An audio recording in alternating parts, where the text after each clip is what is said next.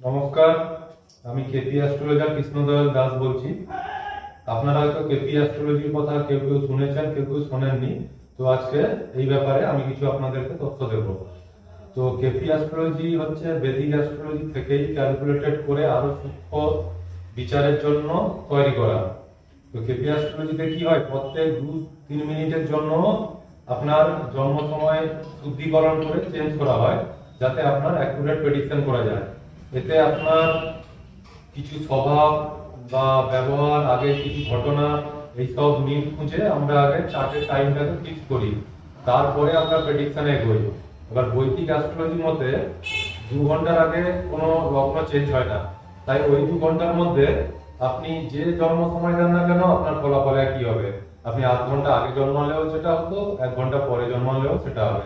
পরের দিন ঠিক ওই সময় আপনি দেবেন, ঠিক একই চার্ট হবে।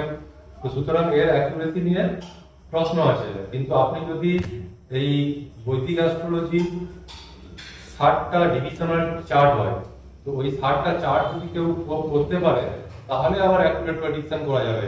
এই 60টা চার্টকেই কেপি অ্যাস্ট্রোলজির মাধ্যমে সামারাইজ করে সূক্ষ্মাতিসূক্ষ্ম বিশ্লেষণ করা হয়।